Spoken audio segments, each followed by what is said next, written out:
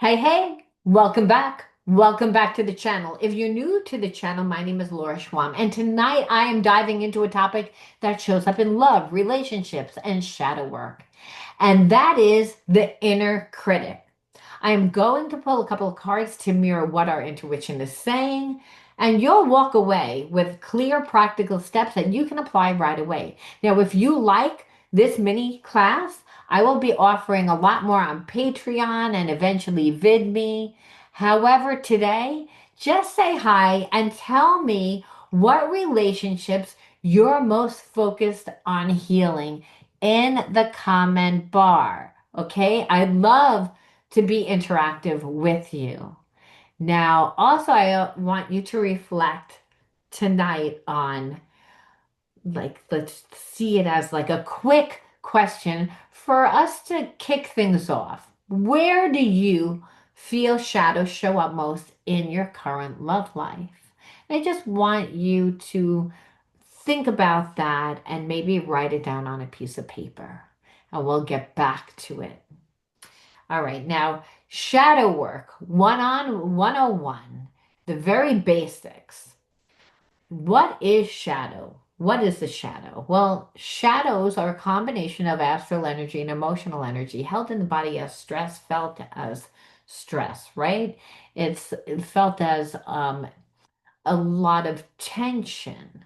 Well, the shadows are parts of ourselves that we detach and disassociate from. They're the parts of ourselves that we've learned to hide and deny because on some level we felt that they were unacceptable. And if we were really going to act on them, that we would not be not just accepted, but on some level we felt unsafe. So again, we've detached and disassociated from. Now, in relationships, the shadow reveals itself through quick automatic responses such as jealousy, withdrawal, snapping, or choosing partners who mirror old patterns. Now, those reactions aren't bad or wrong. They're signals pointing to beliefs about ourselves that we have internalized, often from our childhood or our past heartaches. Now, when someone we love triggers those beliefs, the shadow speaks louder, asking us to look at what we've kept hidden and asking us to heal it rather than project it onto our partner. Now, in love, the shadow acts as a mirror that asks us to turn towards what's unhealed so our response can be more honest and present. Now, here's a question for you. What patterns in your love life feel like a repeated message from this hidden part of you? Understand that this would be seen as like a karmic theme, and it would play out as karmic looping, which happens every 5 years, every 10 years, every 7 years, whatever the karmic cycle is, meaning like you'll go into a relationship, and if that karmic theme was you were in a relationship with someone that betrayed you, now you didn't feel safe. So then you didn't date, and you didn't date for 2 years. And then finally, after 2 years, you felt healed and you went out on a date with someone new, and the same scenarios played out. The same karmic theme played out, making you perceive yourself from a limited perception, right? Again, triggering that wound of whether that's jealousy, anger, resentment. Again, just keeping you in a lower emotional vibration where really shadow work today is simple. It's just about noticing the pattern when we feel triggered. So again, the trigger is the emotional trigger because your emotions are the gateway to spiritual healing. That is what tells you that you have a wound. And that wound, again, is a psychological and emotional perception of yourself or the situation that's really out of alignment. And since there's many different realities that play out at one time, when you are stuck in a reality that keeps you limited, again, then you're out of alignment with the laws of the universe, and you have the universe inside of you. You and the universe are one. You and your creator are one through the energy of love. That's the energy of the universe. So when you're out of alignment through a core belief, again, you're out of alignment with the universe. And so the universe is always going to bring you what you need in order to heal. Now, why I explain this is because the inner critic is all about telling you who you are from that limited perception, that perception that you're not good enough, that you don't have enough. Again, a perception that keeps you stuck in being out of alignment with the energy of the universe. And to go against the energy of the universe feels like you're going against the grain. Everything becomes harder. And you know when you're in this energy because it feels like when it rains, it pours, you become more and more less grounded and you become detached from yourself due to stress. And so, again, the shadow is the actual core belief, but the patterns are the behaviorisms that are blocking us from actually having that love. Again, and so it all starts with being able to love ourselves because the inner critic is, again, mainly seeing things through the wounded aspect of yourself, which isn't necessarily a full accurate story. It's a perception. So again, so the takeaway is just really simple, is to become aware. But so then why is it so difficult? Well, I'm going to pull some cards to mirror why it's difficult for you. Again, because when we again mirror the shadow, we're blocking ourselves from love, and so we're going to see what that inner child wound is. And I say the inner child wound because everything, all spiritual blockages are derived from fragmented aspects of self that happen from experiences.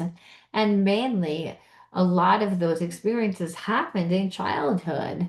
It's you lived in, a certain environment that created perceptions. So if you grew up in an environment that you perceived wasn't safe, well, again, then your actions and behaviorisms are built more on survival, which again is out of alignment with the laws of the universe because we're not supposed to have to come from places surviving. We're supposed to be able to come from the creative genius. And that creative genius is when we're living our bliss and we're just in the flow of the universe and we feel connected to the divine and we're in alignment because we're grounded in our physical being, connected to the world, connected to other people, while we're still able to receive that divine guidance. So again, the wounds make us feel disconnected from our physical body and also from our creator. And our creator works through the higher self, and the higher self is the God part of self, which again is our intuition. And it works through claircognizance, which is, I don't know how I know, but I know, and that is part of the intuitive brain. Okay. So, on feelings of unworthy. So, Spirit's saying it's again when we ask ourselves, so what is the card that you're carrying? And so, feelings of unworthiness. So, the perception that someone can make us feel unworthy, is by obviously how much they give, how much they do. But really, if we are undervaluing ourselves by holding space for a person that is really making us feel unworthy, then we're choosing to keep ourselves there. Because what happens is now we're basing our truth, our perception of ourselves is based on what that person feels about us because of how they act. And it's because we're making them more about our life. And so that could be again, the karmic pattern, the karmic theme, the cycle, the inner child wound is I felt unworthy of love. And so, and that happens for many different reasons. Now, this is a heads up from our intuition, is what the belief is that's driving the reaction, our reaction. And really, our karma is based on our reaction, what we do, and what would actually hinder and really hinder truer response look like and when we get triggered, really, what would be the thing that we should do instead of get triggered to feel I'm unworthy? Because if we're going to get triggered to feel that we're unworthy, the behaviorism from that is again reactivating trauma, which that trauma is just psychological and emotional, so no one else is going to see it. And it's having to do with your identity. Why? Because I say the water element is that second chakra, and the second chakra is all about your unique individuality, who you perceive you are when you look in the mirror. It's our balance center, it's our birthing center, it's our sexuality center. Why? Because the endocrine glands that is associated with that is the ovaries and the prostrate. So it's again our sexuality. So it's considered the passion center. So in when it comes to our character, we're talking about passion for life, where we lose ourselves. Again, how we perceive ourselves should be based on who we're trying to become, where we're putting our time, our energy, our focus, and our money. It's how much love we're pouring into something to create, to birth, whether that's within our identity, whether that's within our job. It's again something that's going to root us in the physical world. When we don't have that, then that center, that second chakra, what's going to happen is that it affects the emotional center. That's why again water is the element that's associated with that spiritual center, because we can go with the flow of life and water is flowing when we are in the passion for life. We don't look to control anyone except for ourselves. And our focus is on creating and becoming.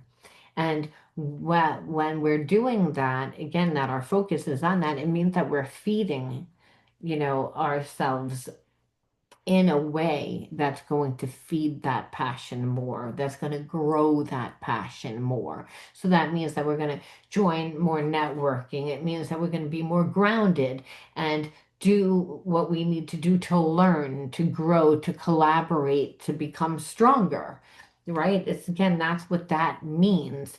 With where we're dealing with the second chakra, we're dealing with, again, birthing. What are we creating? Who are we becoming? When that center is off, we tend to be more codependent. We look for the emotional fulfillment from somebody to come in, and obviously that would be our relationships, right? We want that person that we're connected to love us just right. But a lot of times we're not going to get that. We're not going to get the person that really knows how to love us. We find their way. They find their way to love us. But it's sometimes we get a person that tends to be avoidant, or we get a person that's wounded, and it doesn't mean that they don't love, but they don't love you the way that you perceive that you need, when really you don't need it from that person. The whole point is that you do it for yourself. The second chakra is creating yourself, becoming yourself, birthing something. That could mean your identity. It could mean, a job. It could be creating something. It's that you're channeling that trauma, this trauma, into again something powerful. You're turning fear into fire, because trauma is fear. because that's what creates detachment and disassociation from where we reject because we didn't create ourselves where that trauma is, and we are not our trauma. So what's there is just tends to be a false perception. So it means that again, we would have to heal that second chakra. Now take time out when you get triggered and pause, breathe, take a deep breath in, hold it. That exhale is so important because it triggers that parasympathetic nervous system to shut off. And so when you usually have a second chakra imbalance, you have a first chakra imbalance. And so the nervous system is affected. All major systems of the physical body are affected. So you'll see imbalances within the nervous system. You'll see it within the skeleton system over time as people grow up, and you'll also see it within the endocrine system. So people that have spiritual blockages in childhood that never heal them, by the time that they're 40, 45, it's not uncommon that they would have some sort of cancer, depending on whichever spiritual center that it was. So prostate cancer, you know, prostate or ovarian cancer, like it's mainly because of that center is imbalanced. So if being angry all the time, being stressed out all the time, because our choice of focus is not on a passion and creating, it's on trying to control or worrying. So again, we are not what we worry about. We are, like who we choose to become. The inner critic will judge and will say that we are those imbalanced experiences. And from those perceptions, say, well, you can't really have love. I can't really have love. I can't really have abundance. Because again, that was fact.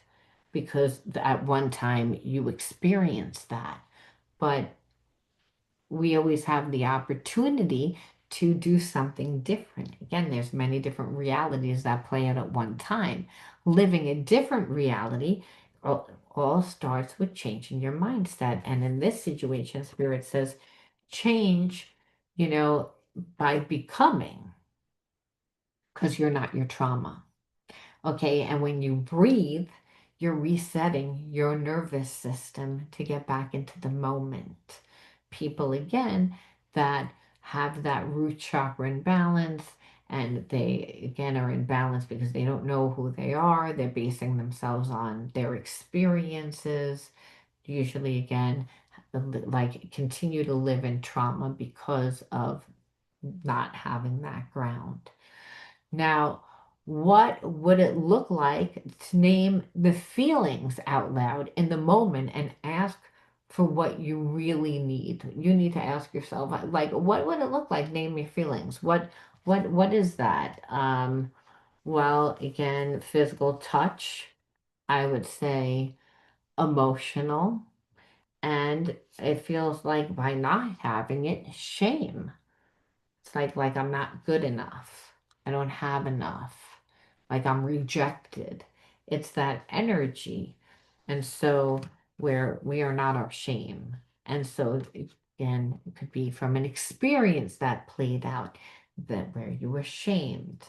So the action here, like I said, is to breathe and choose a gentle but clear boundary or expression that you need rather than letting the old patterns run the show, meaning to just react. Like you need to like sit with, if it's an oracle cards that you're using. In this situation, we're using oracle cards, but you can sit with doing a reframing exercise where, hey, at one time that you really like needed love and support, and some sort of guidance, like instead you felt shamed, judged, shamed, and that affected, who you perceive that you are. It affected that second chakra. So again, that trauma is what did it, and that affects the emotional center. So it's about giving yourself the emotional support that you need. You have to reparent yourself instead of letting the old pattern run the show, because the old pattern is running the show because there's a perception that you can't have it. So imagine never having any emotional support, that perception, that fear. What would happen is you'd get into a relationship and you would either move the relationship too fast, or you would continuously need that confirmation from the person that you're with to make you feel safe. And you're not going to get that if you're with someone that is an avoidant, which if you have an anxious attachment style, which the inner critic usually does have some sort of an attachment style, whether that's it always has some sort, but that anxious attachment style, which the karmic theme is always the same, which is I can't have it, where you can have it, but you have to become it in order to actually have it. It's again because you're a mirror of who and what goes into your life. So the trauma that you would need to heal is really, again, giving yourself that emotional support. That is what heals that second chakra. That is, again, how you would transmute the negative energy of shame. You're not shame. You're not the past experience that made you feel unloved. Now, what would it look like if you actually, let's just say, unpack the inner critic?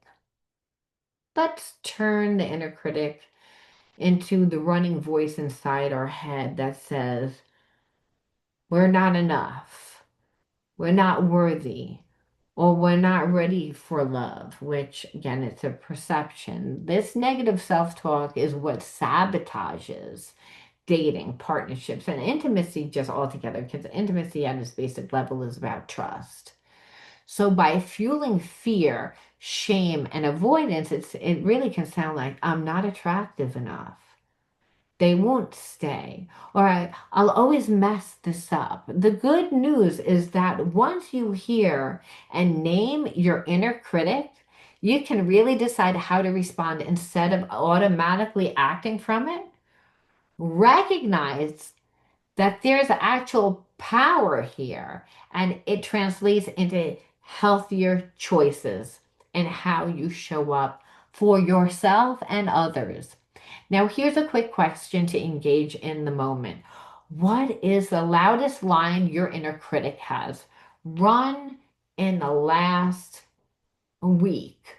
And how would you rewrite this in the present tense? Now, I'm going to pull three cards to reflect the message your inner critic might be sending you to give you a grounded path forward. Okay, so it's again, we're going to pull three cards. We're going to pull it, put that back, and we're going to see, is this the best deck for me to use? That I'm going to use, yes. So first card out is outdoors nature. Second card out is unworthy again. Ooh. And third card out is naive. Naive. Okay, so we're going to say card number one. This card highlights your inner critic's current loudest message in love life. What emotions and beliefs is most active right now? And so again, when you look at groundedness, it's maybe again that you're not seeing enough from this person. Groundedness means doing. It's in the body. It's how we stay connected to the physical world, the physical earth. It's our physical connections. And so, this person's keeping you up in your head. And really the loudest message is again, the person's making you feel unworthy because they're not showing up for you. And so that's not allowing you to stay grounded. That's really what I see within card number one and card two. Now, you want to see the guidance to actually reframe, which is that you say that you're not enough, or that again, it may be to I am enough, and I am enough as I am, and I can grow. So, card three, which I'm going to say offers a concrete action that you can take when the inner critic pipes up, because really you want to ground again every time that inner critic shows up, and where it's going to tell you again that you can't have, that it's not possible. It's that negative voice inside of your head that's going to, again, make you question yourself. So I had pulled naive, and I love this card, and I'm going to tell you why. Because part of creating is a faith walk. It's like, do we actually even know? No, we're relying a lot on a higher power. We're relying a lot on the universe to bring us everything that we need. We set out to utilize what is available to us in the physical world. Again, back to grounding, back to, again, this grounding card. We're utilizing what's in our environment. That helps us become grounded. That helps us become connected to the people in the world. That's what makes us more connected to the earth, to nature. Again, so we have to hit the pavement. And then Spirit says, and that's done almost like a childlike. It says, be like childlike in the Bible. And the reason why is because children, they don't know. They're a little naive. They believe in miracles. They don't believe that they can't have it. They're not, they haven't been wounded. They haven't been jaded by family karma, collective karma. Again, the world telling them who they are. They're just in their element. So Spirit says you have to, again, in order to really heal, to reframe that, believe it or not, is to become like almost like a child. Now, if you grew up in an environment where you felt like you weren't allowed to become a child, so to have fun would not really even be that easy for you. Again, then that goes back to your passions. So again, knowing who you are to distract you when you're actually in a connection with someone, and that inner critic acts up and starts again the mind chatter looking for problems in your connection because of perceived feelings of inadequacy, which is really what makes us do that. It's to put the energy back into ourselves. It's to ground, get back into your body, because those perceptions aren't real. It's just the wounds that are telling you, hey, that you need to integrate the spiritual lesson and embody the new consciousness. You're in physical form to actually embody that new consciousness.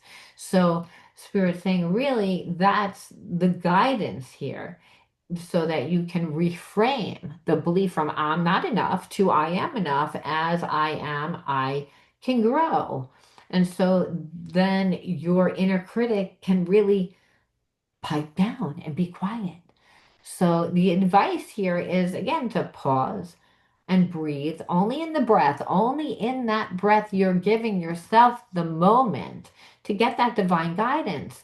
A lot of times when people aren't healed, they don't take that breath.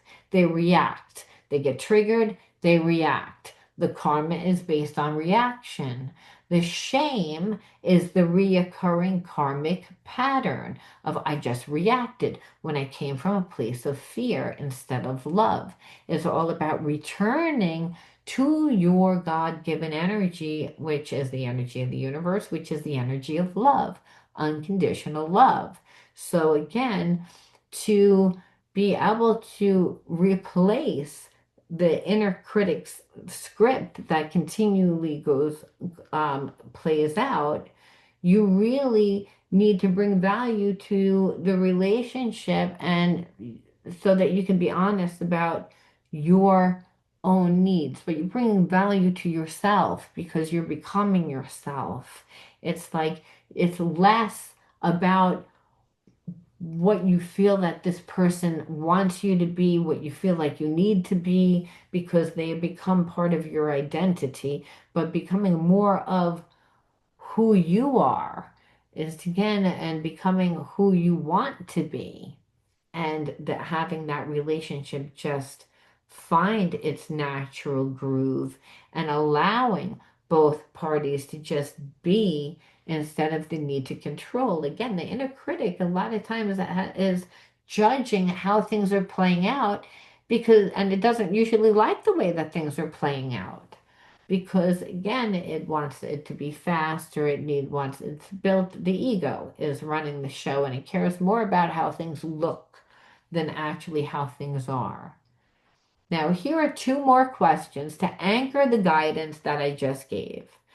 When the critic speaks, what's a quick universal phrase that you can repeat to yourself to reset the mood? And what boundary would you set in the moment if you felt yourself shrinking? Like, what would you do? And I want to, again, not just pull some cards, but the practical steps after pulling the cards, mention after, because the name of the critic out loud for yourself really is also important. So there is a little exercise after. So it's not just the card pull, but again, ooh, fix that. Okay. So let's see, the universal phrase that you could repeat to yourself to change the mood. Let's see. I want to pick a different deck. Let's see. What would be that universal? I wanted to use my deck, the Psychic Soul Healer deck. This is more healing trauma cards. Again, so let's see what it would be. So it would be first and foremost, like if you're feeling inferior, again, that's not good enough, not having enough, like weak. It's to again say affirmations, and the affirmation would be that again, you're enough. You're good enough. You're not here by mistake. You're here by God's design. It's being able to see a different perception of your perception. Well, that just kind of flipped over. So we have to take it fantasizing. So Spirit's saying there should be an element of fantasy and really exquisiteness. So I would say, you know, an element of fantasy would be, that hey, you're a supernatural being, you're a spiritual being having a human experience, that there is no separation from you and your creator, and that you have exquisite energy with exquisite gifts, which makes you unique. See, I didn't say perfect. We shoot for exquisiteness because we're going to attract our tribe through that, and the people that can appreciate who we are and enjoy what we have to offer. Again, and that's not going to be everybody, but we have to be able to fantasize and believe it. So when we are saying be like childlike, like that in scripture, that's what it says, be like childlike. Children don't have an expectation of anything. They're naive. They don't know. They use their imagination. Again, they fantasize, and they find their own unique unfoldment process of becoming themselves, which then you're seen as powerful. You're seen as having an identity and a unique identity, and knowing who you are within that unique identity. You're not looking at yourself through the wounds of feeling, again, I not good enough. I don't feel inferior as that, as I don't feel. Now, the healing wound, a lot of times, is merciless forgiveness, and that's forgive yourself for how you treated yourself. Because again, you and your creator are one. So when you don't love yourself, then what happens is the universe is always going to bring you situations and experiences that are in alignment with that belief. So again, we have to forgive ourselves and forgive whoever was in our environment that we perceived hurt us. And we can do that by looking at things through a more spiritual perspective. And so Spirit says it's all about honoring yourself. That's the most important thing. And we can do that again by not being so self-critical. That inner critic is obviously so self-critical, where other people tend to not be as hard on us as we are. Now, that could have been taught behavior. So again, so doing little affirmations, and those affirmations, it could be as simple as I honor and love myself fully and wholly, like without, any preconceived notions. I love myself and honor myself. When we're doing EFT, that's the affirmation. It's like, even though I'm being triggered by whatever the trigger is, I simply, truly love and accept myself fully. So again, when we're hitting those pressure points again, on top of the head, and we know the inside of the eye and outside. And we're, again, saying the same affirmation. What we're doing is we are reconditioning our mind, creating a new neurological pathway within the mind. So, again, doing something as simple as that affirmation, you know, in order to really be able to say, I hear you, inner critic. Your message is trying to protect me, but I'm choosing a different path. I'm going to choose it. I'm not going to react from that experience. Again, that experience is really you be reacting from fear, which again is out of alignment with the universe. So again, we want to create a quick grounding ritual, maybe at this point, for when we notice that the critic like is starting to really affect us on an emotional level. And again, is it repeating? We're having the ruminating thoughts. Maybe we're not sleeping. And remember, if you're not sleeping and you're ruminating, you're no longer present, you're tired, you're exhausted. So already your energy is compromised. So again, doing things like um, breath, like breath work, like slow, deep breaths. Like I love the box breath. And you can do it as simple as like a 4 breath in, where you're doing it like hold it, and then you're going to take another breathe in, hold it, don't let it out again, and you're holding it for like 5 seconds each time. So you're breathing in, then you're holding it for a full 5 seconds,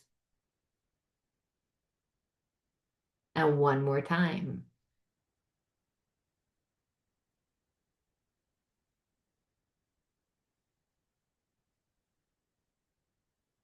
And then slowly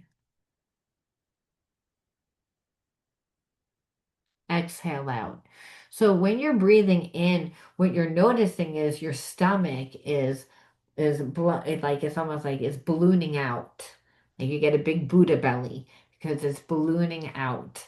And then when you are pursing your lips and blowing that air out, you're not just going what you're doing is it's slow and it's controlled, where you begin to see that Buddha belly deflate, and you're slow, and it should be like where you exhale on like a 6 or 7 count if you had did a box breath of 4. So again, that would be 1, 2, 3, 4, but it's not just 1, 2, 3, 4. It's actually 1, 2, 3, 4, and then holding it for 2, 3, 4, 5, and then breathing in again. 1, 2, 3, 4, holding it. 2, 3, 4, 5. And again, doing that 2 more times, and then finally pursing out that air, again, and watching your stomach deflate. And that is how you activate your sympathetic nervous system to shut off, to get out of fight, flight, or freeze. Because when you're ruminating, that is where you're mainly putting your body, because your mind doesn't know the difference between what is real and what is not. So when we're using the imagination, by again getting back into that childlike energy, again the naive energy of being a child, you're not in that inner critic. You're in a more playful energy. So you're able to then actually replace the scribble that of the inner critic, and one with a more present tense statement that counters that critic's message, such as, I am worthy of loving and respectful relationships. If again that trigger is, I'm not good enough, I don't have enough, or I'm not loved, or I feel shame, or I can be honest about my needs and still be loved. Where a lot of people have abandonment issues when they again have said to their partner what they've needed, and they've had on some level that love was transactionary, that love like had conditions, where unconditional love has no conditions. But you have to have that unconditional love again for yourself. So again, I am worthy of love and respectful relationships, or I can be honest about my needs and be loved. Now, before we wrap this up, here's a final question to carry with you. What's one specific realistic action you can take this week to prove to yourself that you're worthy of a healthy relationship? So we're going to pull a card for that. But I want to also just end with a final word that you have the power to respond with self-care all the time, boundaries, and clear communication. To recap this week, just focus on the shadow work. Shadow work gives you a way to heal the hidden parts that show up in love.